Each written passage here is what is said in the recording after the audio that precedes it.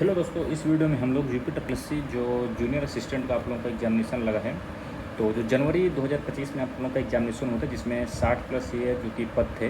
लेकिन इससे आपको ये पता चलेगा कि आपका एग्ज़ाम का पैटर्न क्या है, क्योंकि लेटेस्ट ट्रेंड के अनुसार यदि देखा जाए तो यही एक एग्जामिनेशन है जो कि अभी हाल ही में हुआ है।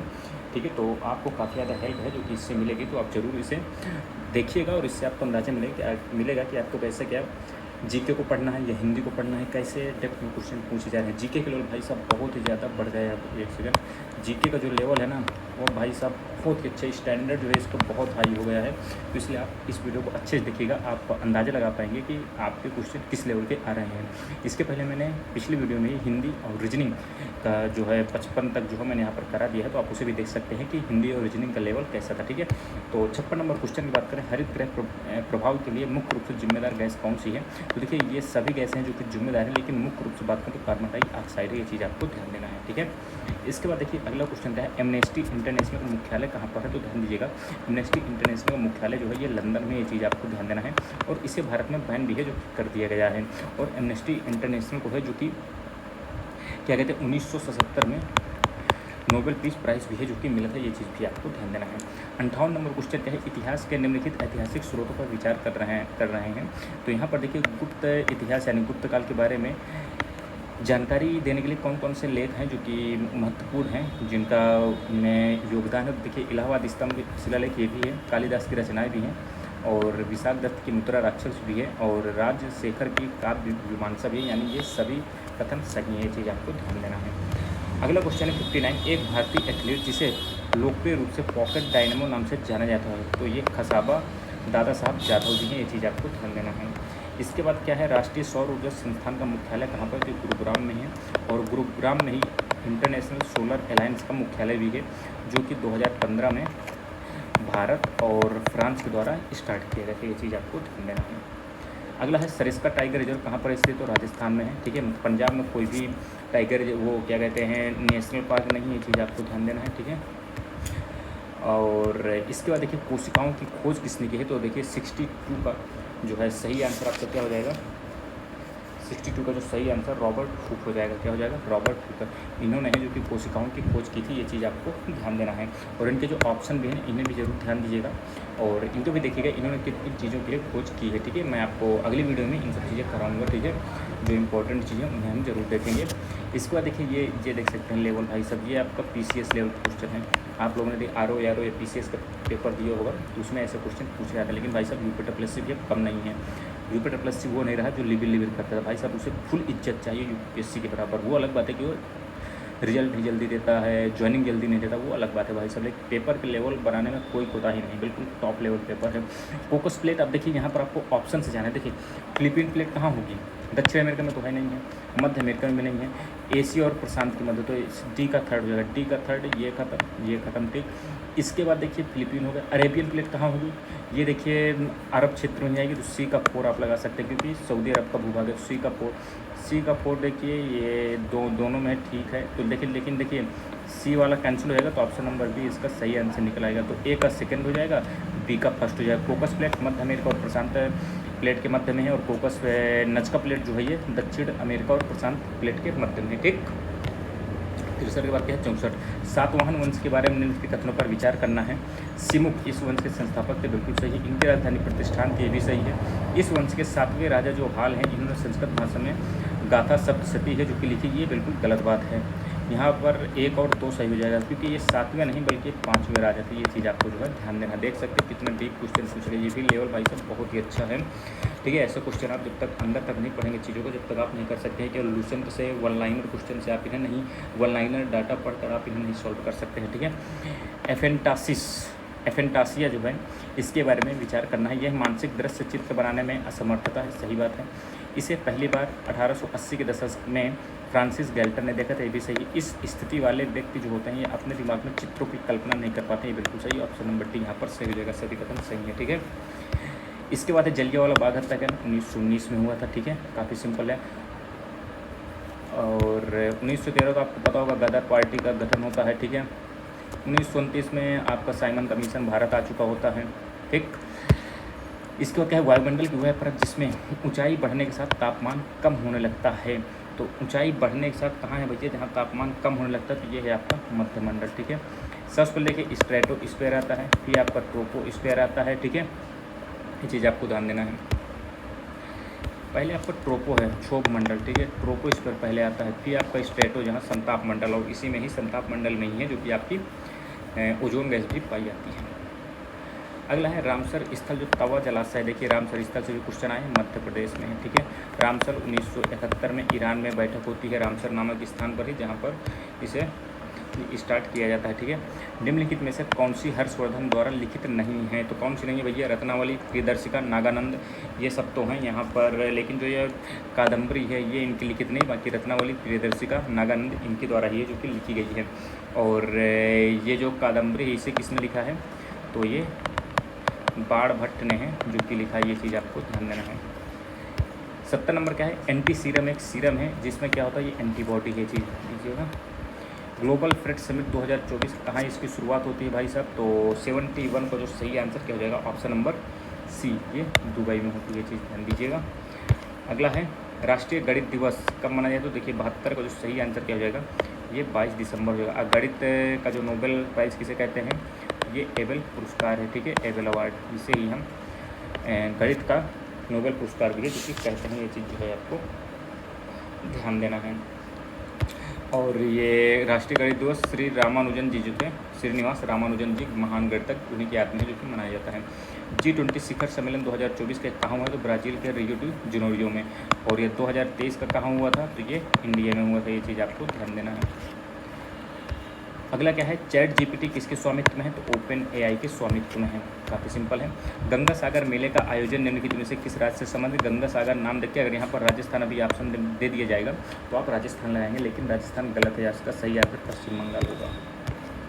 अगला है भीमबेटका की गुफाओं की खोज किसने की थी, तो वीएस वाकड़कर ने की थी। भीमबेटका गुफा मध्य प्रदेश के रायसेन जिले में है जो कि पाई जाती है, चीज़ आपको ध्यान देना है। अगला है जापान के वर्तमान प्रधानमंत्री कौन है, तो शिगेरू इशिबा जी हैं, चीज़ ध्यान दी। इसके पहले फूमियो किशिदा जी थे। UNCED का मतलब क्या है, तो United nation conference on economic development है, बताइए, तो ये तो हमें गलत लग रहा है। United Nations conference on environment and development, ये आपका सही में हो जाएगा। ठीक है, 79 प्रभुत्व का नियम के बारे में निम्नलिखित कथनों पर विचार करना है। प्रभुत्व का नियम किसे कहते हैं, लॉ ऑफ डोमिनेंस। तो यहाँ पर देखिए गुण धर्मों को असतत इकाइयों द्वारा नियंत्रित किया जा सकता है जिन्हें कारक कहा जाता है, बिल्कुल सही है। कारक जोड़े में होते हैं, ये भी सही है। कारक की एक असमान जोड़ी में जोड़े का एक सदस्य दूसरे पर हावी होता है, ये सही है। तो यहाँ पर ऑप्शन नंबर सी हो जाएगा, 1 2 3 तीनों आपके सही है। ठीक है, अगला क्या है, भारत के चुनाव आयोग के बारे में निम्नलिखित कथनों में कौन सा सत्य नहीं है, तो अनुच्छेद 324 जो है यह भारत के चुनाव आयोग के कार्यकाल के लिए प्रावधान करता है। ठीक है, चुनाव आयुक्तों की नियुक्ति जो है भारत के राष्ट्रपति द्वारा केंद्रीय मंत्रिमंडल की सलाह पर होती है और संसद उनके वेतन का निर्धारण करती है। चुनाव आयुक्त के कार्यकाल की अधिकतम अवधि 5 वर्ष है। तो बताइए इसमें कौन सा क्या बताना है, गलत है। 80 का सही आंसर ऑप्शन नंबर डी हो जाएगा। चुनाव आयुक्त का जो कार्यकाल होता है वो 6 साल होता है, ये चीज़ आपको जो है ध्यान देना है। ठीक है, उत्पादों को और उनकी कुछ महत्वपूर्ण विशेषताओं जैसे गुणवत्ता और आकार के आधार पर विभिन्न समूहों में वर्गीकृत करने की प्रक्रिया क्या कहलाती है, तो ये ग्रेडिंग कहलाती है, ये चीज़ आपको ध्यान देना है। उत्तर प्रदेश में चाकू नगरी का खिताब पाने वाला जिला काफ़ी सिंपल है, रामपुर है। वाणिज्यिक बैंकों को अपने ग्राहकों को ऋण प्रदान करने से पहले सरकार द्वारा अनुमोदित प्रतिभूतियों पर सोने के रूप में बनाए रखने के लिए आवश्यक राशि का अनुपात, भाई साहब क्या लेवल है, क्वेश्चन का लेवल आप समझिए, इसे हम SLR कहते हैं। ठीक है, स्टेचुअर लिक्विडिटी रेशियो। क्षेत्रफल की दृष्टि से उत्तर प्रदेश का सबसे बड़ा जिला तो लखीमपुर खीरी हो जाएगा। ठीक है, अगला क्या है, उत्तर प्रदेश सरकार के प्रमुख कार्यक्रम के तहत MSME पर विशेष ध्यान दिया गया, तो ये ODOP 2018 में आई थी। अगला है प्राथमिक बाजार के बारे में निम्नलिखित कथनों में से कौन सा गलत है, तो 86 का बताना है कौन सा इसमें गलत है। प्रतिभूतियाँ जो होती हैं कंपनी द्वारा निवेशक को सीधे बेची जा सकती हैं, बिल्कुल सही है। प्राथमिक बाजार में केवल प्रतिभूतियों की खरीद होती है, वहाँ प्रतिभूतियों को बेचा नहीं जा सकता। ठीक, कीमतें जो होती हैं ये कंपनी के प्रबंधन द्वारा निर्धारित एवं तय की जाती है, बिल्कुल सही है। एक निश्चित भौगोलिक स्थान होती है, ये बात आपकी गलत, निश्चित भौगोलिक स्थान मिलकर नहीं होता, ये चीज़ आपको ध्यान देना है। अगला है उत्तर प्रदेश का सबसे पश्चिमी जिला, तो उत्तर प्रदेश आप लगभग ऐसे बना है तो पश्चिमी जिला आपका यहाँ कौन सा हो जाएगा, तो ये शामली है, ये चीज़ आपको जो है ध्यान देना है। छठी शताब्दी ईसा पूर्व के दौरान राज्यों और उनकी राजधानियों के बारे में बताना है आपको कौन सा गलत है। मगध की गिरिव्रत सही है, वत्स की कौशाम्बी ये भी सही, पूर्व की इंद्रप्रस्थ ये भी सही, काशी भाई साहब महत्वपूर्ण हो जाएगी ये वाराणसी की, ठीक है, काशी की वाराणसी। उत्तर प्रदेश में माता टीला बांध, यहाँ पर गलत लिखा है, माता टीला बांध है, ठीक है। माता टीला बांध जो है ये आपका कहाँ बना है भाई साहब, बेतवा नदी पर है बना है, ठीक है। और कहाँ है, ललितपुर, ठीक है, ललितपुर झांसी के पास। अगला है उत्तर प्रदेश वैश्विक निवेशक शिखर सम्मेलन 2023 कहाँ आयोजित हुआ, तो लखनऊ में, ठीक है। इसके बाद है 91, उत्तर प्रदेश के निम्नलिखित में से किस उत्पाद को 2024 में जीआई का दर्जा मिला है, तो देखिए अमरोहा का ढोलक को भी मिला है, मैनपुरी का तारकसी को भी मिला है, संभल का जो हॉर्न क्राफ्ट इसे मिला, यानी उपयुक्त सभी इसका सही आंसर हो जाएगा, ठीक है। इसके बाद है 92, कछुआ वन्य जीव अभयारण्य के बारे में निम्नलिखित तथ्यों पर विचार कीजिए। यह उत्तर प्रदेश के वाराणसी जिले में बिल्कुल सही है। यह देश का पहला मीठे पानी का कछुआ वन्य जीव अभयारण्य, बिल्कुल सही बात है। यहाँ पर सत्य बताना है ना। कछुओं को आधे जले हुए मानव शवों को जैविक तरीके से हटाने के लिए छोड़ा गया था, ये भी बात आपकी सही। तो उपयुक्त सभी इस पे कथन है जो कि सही है। अगला क्वेश्चन है 93, वित्तीय बाजारों के कार्यों के बारे में निम्नलिखित तथ्यों पर विचार कीजिए। भाई साहब क्वेश्चन का लेवल आप देखिए कितना मस्त है ये भाई साहब ना, 12th पास लड़कों के लिए नहीं है भाई, ग्रेजुएशन पास जो यूपीएससी की तैयारी कर लें उनके लिए लेवल है ऐसा क्वेश्चन। लेकिन भाई साहब क्या ही बताया जाए, यूपीएससी है भाई साहब, वो बराबर की इज्जत उसे चाहिए। यहाँ पर देखिए बजट जुटाना और उन्हें सबसे अधिक उत्पादक उपयोग में लगाना, ठीक है। मूल्य खोज को सुविधाजनक बनाना, ठीक। वित्तीय परिसंपत्तियों को तरलता प्रदान करना और लेन देन की लागत को कम करना। तो 93 का देखिए सही आंसर क्या हो जाएगा, ऑप्शन नंबर डी। 1 2 3 4 चारों कथन आपके यहाँ पर सही हो जाएंगे, ठीक है। इसके बाद क्या है, मनी मार्केट जो इंस्ट्रूमेंट होता है, ये भी क्वेश्चन भाई साहब पीसीएस लेवल का है, यूपीपीएससी और यूपीएससी क्वेश्चन ऐसे पूछते हैं। मनी मार्केट इंस्ट्रूमेंट या सिक्योरिटीज जो होते हैं इन पर विचार करना है। तो यहाँ पर देखिए कौन से मनी मार्केट इंस्ट्रूमेंट या सिक्योरिटीज़ हैं, तो कॉल मनी भी है, ट्रेजरी बिल भी है, कमर्शियल पेपर भी है, ट्रेड बिल भी है। यहाँ पर सही हो जाएंगे, ठीक है। 95, भारत का पहला स्टॉक एक्सचेंज कब आया, तो ये 95 का जो है सही आंसर क्या हो जाएगा आपका, ये बॉम्बे स्टॉक एक्सचेंज है जो कि आया था, कब आया था भैया ये 95 का सही आंसर क्या हो जाएगा, ऑप्शन नंबर ए 1875 में। ये चीज़ आपको जो है ध्यान देना, एशिया का भी पहला स्टॉक एक्सचेंज था ये। सेबी के विनियामक कार्यों के बारे में निम्नलिखित तथ्यों पर विचार कीजिए। दलालों और उप दलालों तथा बाजार में अन्य खिलाड़ियों का पंजीकरण, सही बात है। सामूहिक निवेश योजनाओं का और म्यूचुअल फंड का पंजीकरण, ये भी सही है। कंपनियों द्वारा अधिग्रहण पोलियो का विनियमन, ये भी सही है। अधिनियमों के उद्देश्य को पूरा करने के लिए शुल्क या अन्य शुल्क लगाने, ये भी सही है। तो यहाँ पर चारों कथन सही है, चीज़ आपको ध्यान देना। सेबी की स्थापना 1988 के एक्ट से जो कि होती है। उत्तर प्रदेश सरकार ने किस स्थान में वैदिक 3D संग्रहालय के निर्माण की घोषणा की है, तो भाई साहब ये वाराणसी है। वाराणसी है ना भैया, बताइए 97 का क्या हो जाएगा सही आंसर, बिल्कुल सही बात है, वाराणसी होगा, मोदी जी की नगरी है। उत्तर प्रदेश राज्य राजमार्ग प्राधिकरण का गठन भैया कब होता है, तो 98 का सही आंसर क्या हो जाएगा, ऑप्शन नंबर बी 2004 में है जो कि होता है इसका, ठीक है, गठन। पहला यूपी निवेशक शिखर सम्मेलन कब होता है, 2018 में है जो कि होता है। 100 number last question, Uttar Pradesh का धान का कटोरा किसे कहा जाता है, तो चंदौली है, ठीक है। तो यहाँ पर देखिए 100 क्वेश्चन हमने देख लिए।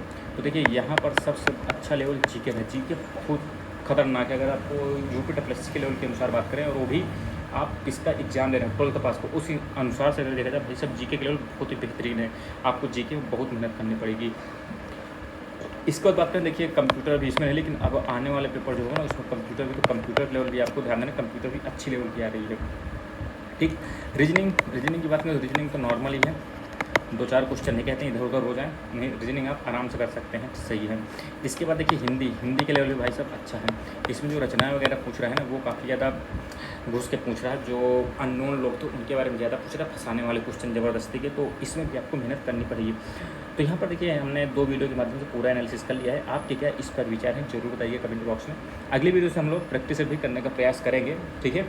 तो बाकी आपको कोई भी सुझाव हो तो कमेंट बॉक्स में बताइएगा। मिलते हैं अगले वीडियो में, तब धन्यवाद, जय हिंद।